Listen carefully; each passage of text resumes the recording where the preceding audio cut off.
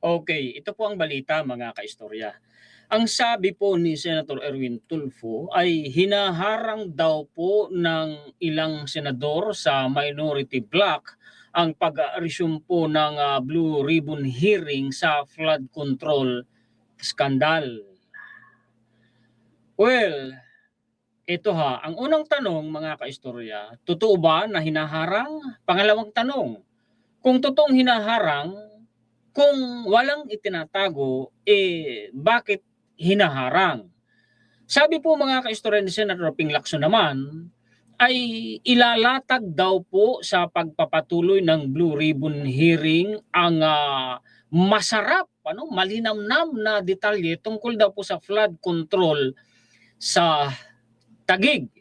O ito naman, mga kaistorya, sana naman wag naman sanang makalimutan yung mga nakaraang resulta at nakita at narinig ng taong bayan sa hearing ng Blue Ribbon. Wag naman sanang matutok lang kay Senator Alan Cayetano, mga kaistorya, para naman ang taong bayan ay walang masabi at hindi makakita ng butas na ibabato sa Blue Ribbon, mga kaistorya.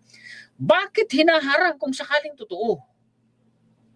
Ano ang dahilan? Ang terminong ginamit pa nga po mga kaistorya ni Senator Erwin Tulfo ay nakikiusap daw po sa kanya na wag na daw pong ituloy. Ay naku. Tapos ito pa. Di ba't patok na patok ngayon, ginagawa ng content ng mga vloggers, mga kaistorya at ng mga supporters po ni former President Rodrigo Duterte na makakauwi na daw po ang dating presidente dito sa Pilipinas. Pero sabi ng isang vlogger na halos nandun na nga nakadestino po sa The Hague, ay na daw po na take out of context yung sinabi ni Vice President Sara Duterte. Hindi naintindihan ng mga gumawa ng content. Hindi raw totoo. Na nga tayo. Ang sabi ko nga, ang paninindigan natin, dun lang tayo sa tama at sa totoo. Ito pa, si Sasot ay humingi po mga kaistorya. Nag-public apology mga kaistorya, kung hindi ako nagkakamali. Kaya NBI Director Attorney Melvin Matibag, kasi nga tungkol daw dun sa US mansion ni Attorney Melvin Matibag na hindi naman daw po totoo. Ay naku, yan na nga ba tayo Ito pa mga kaistorya, di ba katatapos lamang ng impeachment trial ngayong araw? Hindi nga lang ako tumutok kasi mga kaistorya masyadong mahaba, wala akong oras ngayon, mga kaistorya. Bibigyan ko na lamang kayo ng mga ilang update sa mga nangyari po mga kaistorya sa impeachment trial. Paki-share naman po mga kaistorya at pag-like para po malaman ng ating mga kababayan. Ipakita ko na po sa inyo ang atin pong mga references. Ito na yan. Unahin muna natin itong balita po ng PTV. Palakihin ko nga para po mabasa din naman ninyo. Palakihin ko nga yung caption. Ang sabi, news update, inanunsyo ni Senate Blue Ribbon Committee Chairperson Senator Erwin Tulfo na may ilang miyembro umano ng Senate ang minority bloc na nakikiusap na wag nang ituloy ang investigasyon ng komite sa mga flood control projects. Hindi na pinangalanan ni Tulfo ang tinutukoy na senador. Kasabay nito sinabi ni Tulfo na iginagalang niya ang naging hakbang ni Senator Panfilo Lacson na magsumiti sa Office of the Ombudsman ng mga ebidensyang nakalap kaugnay ng umano'y maanumalyang infrastructure sa Taguig City, infrastructure projects. Kahapon o ng isang araw kung di ako nagkamali, ibinalita nga po mga kaistorya na forward na yan ni Senator Ping Lacson sa Office of the Ombudsman. Ay kung pag magkataon, mga kaistorya, posibleng makasuhan po ng plunder si Senator Alan Cayetano kung may makita silang kwan, alam niyo na yon mga kaistorya.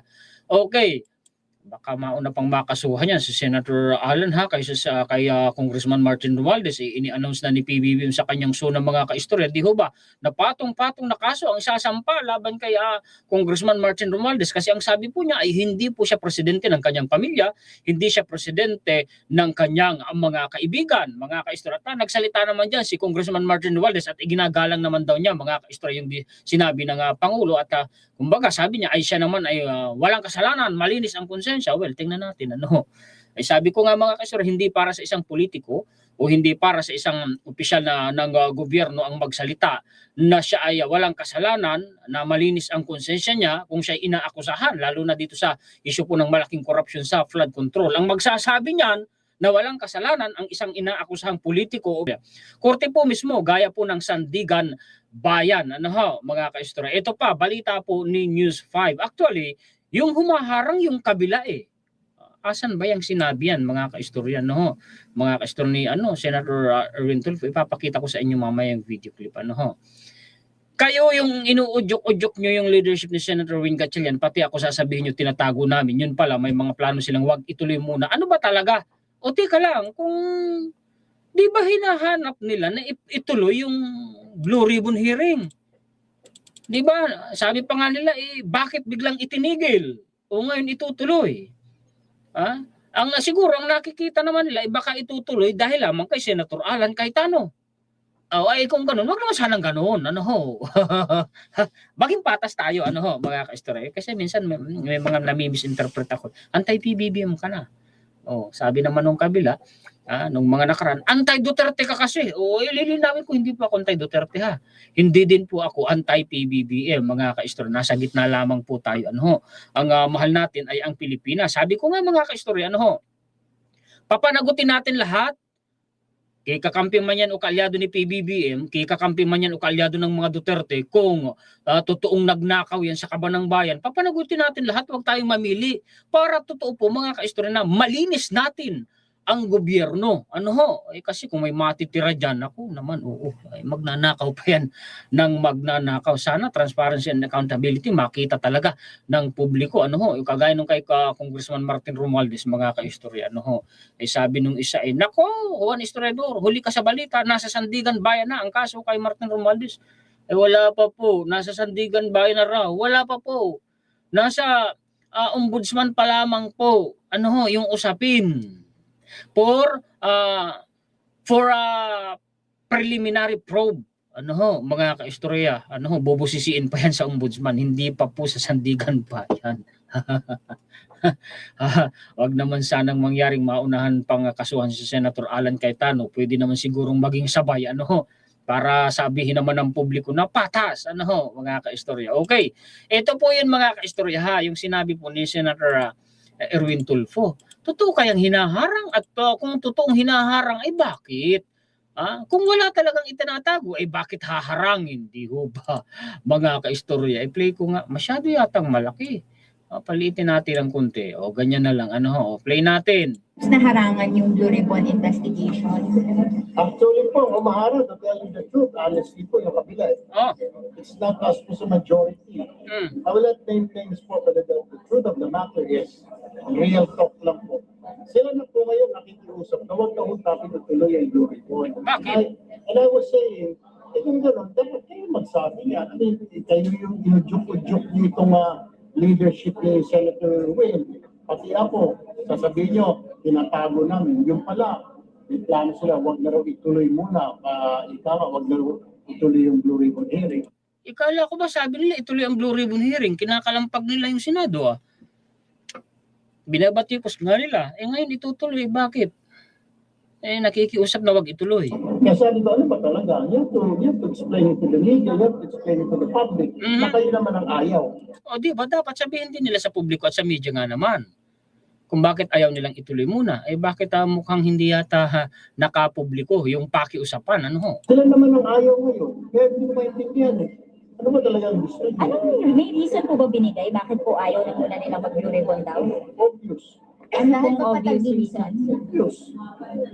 Obvious daw. Palagay ko yung tungkol kay Senator Alan ang tinutukoy.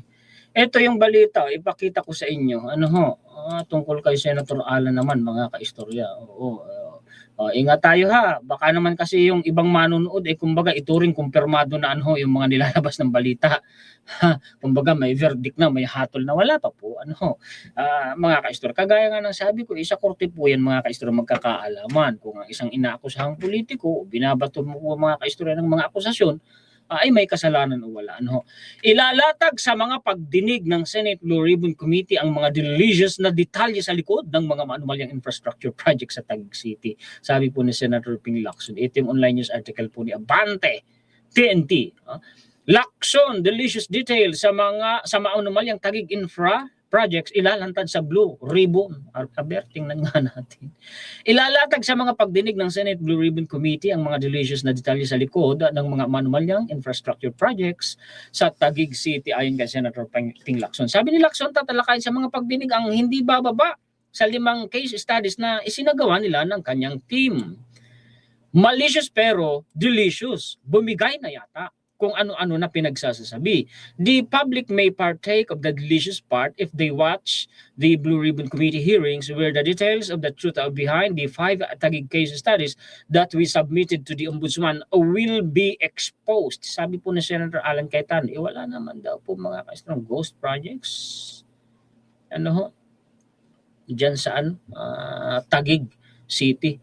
Tinutukoy niya ang pahayag ni Cayetano na malicious ang mga ibinunyag ni Lacson tungkol sa mga proyektong pang-infrastruktura sa Taguig na sinagot naman ni Lacson sa pagsasabing ang delicious na mga detalye ay ilalahad sa mga pagtinig. Di po ba? Noong Martes, sinabi ni Lacson na naipasa na sa Office of the Ombudsman ang mga ebidensyang kanilang nakalap sa ngayon.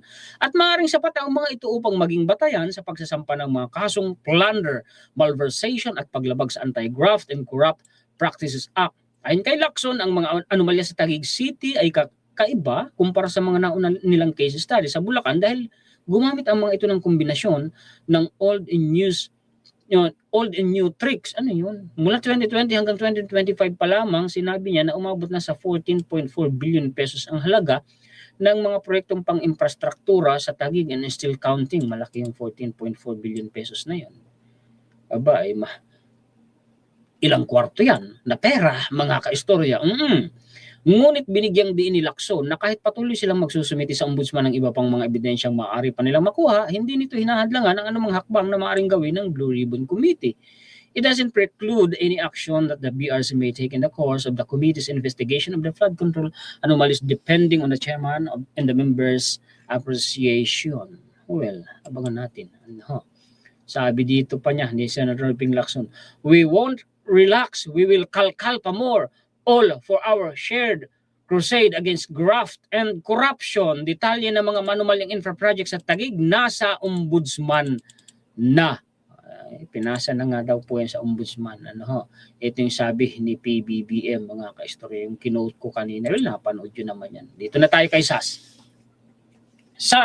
Sasot, nagsuri kay NBI Chief Matibag, Mrs. Samaling ulat sa US mansion. Yan ang nga ba yung sinasabi ko. Basahin natin ito, mga kaistorya. Dito na tayo. Nag-public apology ang kilalang vlogger at DDS na si Sas Rogando Sasot kay NBI Director Melvin Matibag at sa asawa nitong si Laguna Representative Ann Matibag. Ito ay kaugnay ng una niyang pahayag tungkol sa di umano'y pagmamay-aring property ng mag-asawa sa Estados Unidos. Sa isang Facebook post nitong Hulyo 28, nilinaw ni Sasot na ang kanyang inilabas na post noong July 2026 kaugnay ng kanyang 23 Baldwin Place sa California na nakatala sa residential real estate website na homes.com sa ilalim ng pangalang Melvin Matibag. Ang Ana Marie Matibag ay isang malaking pagkakamali. Ay, sana nga ang mga vlogger naman maging responsable naman tayo. Lalo na napaka-maselan at napaka-sensation. Sensational lang mga usapin sa politika. Kumbaga maramdami ng publiko sa usaping politika eh. Mag-ingat sana tayo sa mga ibinabahagi natin sa publiko, maging responsable sana tayo. Ayon kay Sasot, matapos niyang i-cross-verify ang impormasyon sa iba pang pampublikong dokumento sa Amerika, napatunayan niyang nagkataon lamang na magkapareho ang pangalan ng mga totoong may-ari ng property at ng opisyal ng NBI at ng kinatawan ng Laguna. These two people are not NBI Director Melvin Matibag and Congresswoman Ana Marie Matibag. Yan na nga tayo eh. The Melvin Matibag and Ana Marie Matibag, owners of 26023 Baldwin Place in California, just happened to be coincidentally named after the NBI Director and the Congresswoman. Saad pa ni Sasot, ang Melvin Matibag na totoong may-ari ng 26023 Baldwin Place ay Melvin Benjoso Matibag. Ang buong pangalan habang ang NBI Chief ay Melvin Alvarez Matibag. Ay paano na naging kumbaga sabog na sabog yan, putok na putok sa balita ng mainstream at social media. Tapos di naman pala totoo, nagkamali lang naman pala si Sas. Ay nako, wag tayong ganyan. Ang Ana Marie Matibag naman aniya na owner ay Ana Marie Laman Matibag ang buong pangalan, habang ang asawang kongresista ng NBI director ay Ann Lourdes Garcia Matibag. Dahil sa pagkakamali, humingi ng paumanhin si Sasot sa NBI director at sa congresswoman at sinabing tinanggal na niya ang naturang post. Paano yung kasabihan na the damage has been done? Paano na yun? I apologize to NBI Director Melvin Matibag and Congresswoman Ann Matibag for this error. The original post has already been retracted, ani Sasot. Ay, ang problema mo, pagka si Sasot kasi gumawa ng content, ginagawan din niya ng content ng ibang mga vloggers. Paano yan? Hindi naman daw totoo. O ito pa, ang isang hindi totoo. Actually, may mga vlogger din. Actually, alam nyo, ito, isang katibayan na ako po ay hindi anti-Duterte ha. Mga ka-story. May mga kaibigan din po akong DDS vlogger. Yeah. At wala kaming mga pinag-awayan ng mga yun o hindi pinagkaintindihanan. Marami yung mga yun. Mga kaibigan ko yun hanggang ngayon. Pero mga ka-istorya, no, diyan sa mga kaibigan kong vloggers na yun, may ilan dyan gumawa talaga ng content na ganito. Tayo nananawagan sa kanila, mga pare ko, mga kaibigan ko, maging responsable naman tayo. Bago tayo gumawa ng content at yan ay isa publiko natin, sana naman i-verify muna natin kung totoo o hindi para hindi natin mailigaw ang publiko. Kawawa naman ang publiko kung maililigaw natin sa maling impormasyon. O si Alvin and Tourism po ito, madalas nitong ini-interview si VP Sara, ang Duterte siblings, Paulo Duterte, Basti Duterte, maging si yung bunso nila mga kaistorya na babae rin. Nakalimutan ko ang pangalan. Sino na nga ba ito? Si Kitty Duterte. Laging na-interview yan ni Alvin. Doon mismo sa The Hague. Nandun yan sila. O eto na. Si Alvin mismo ang may sabi, ha? Alvin and Tourism, ilan ba? 2.2 million followers na pala yan. FYI, there is no truth to the circulating claim that PRRD is already coming home. As much as I wish it were true, it is not. Hindi raw po nga uuwi.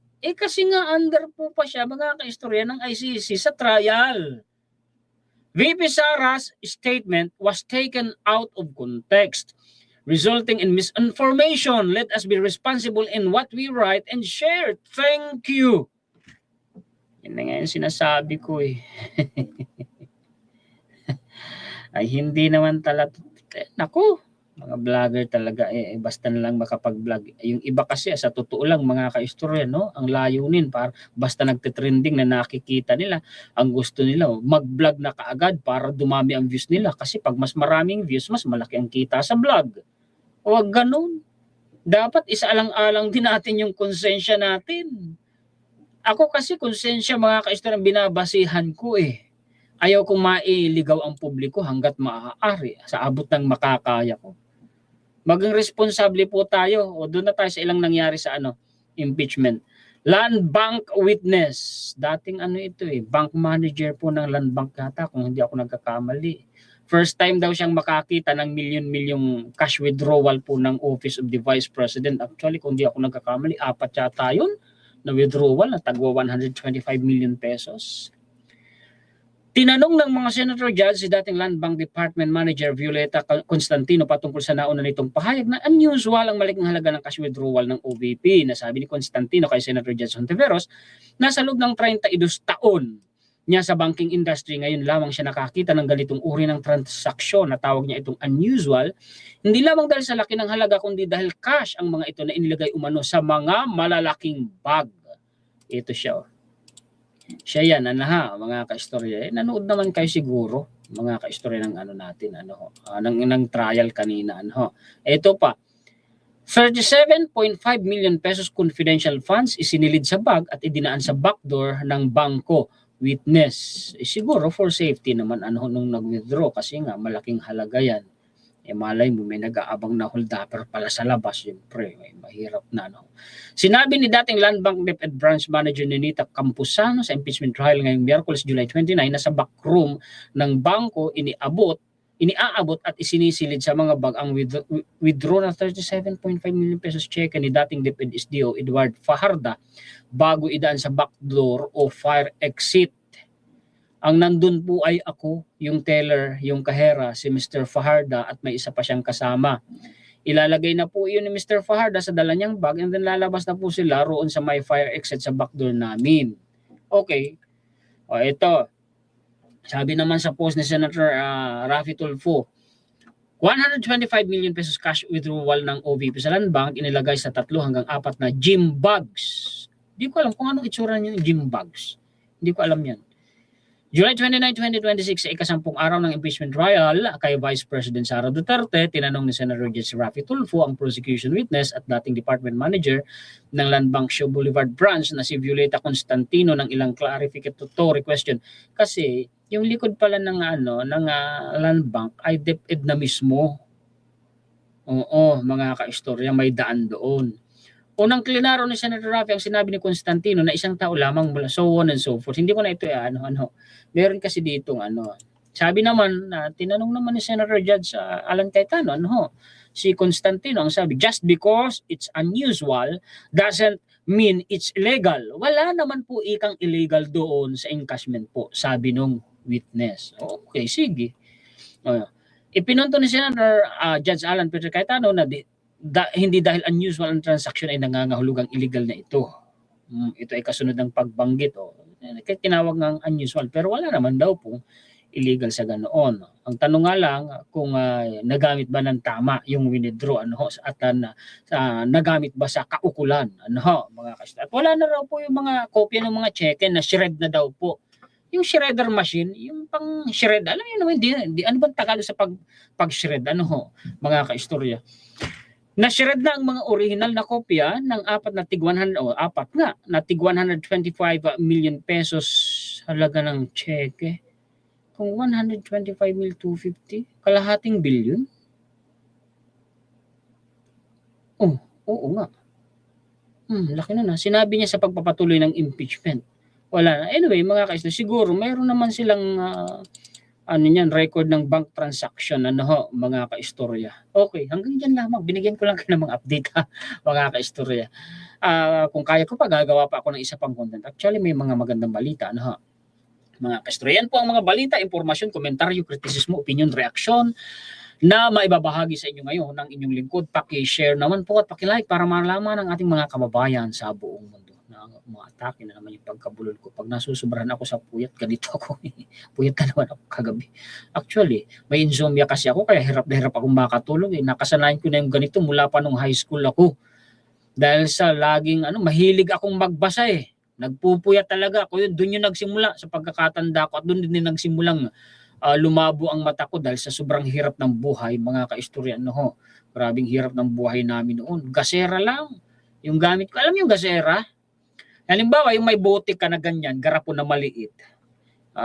Magtutulos ka ng tela sa isang maliit na tubo na na metal. Halimbawa, yung payong, yung katawan ng payong, susuotan ng maliit na tela yun, tapos ilalagay mo dun sa bote.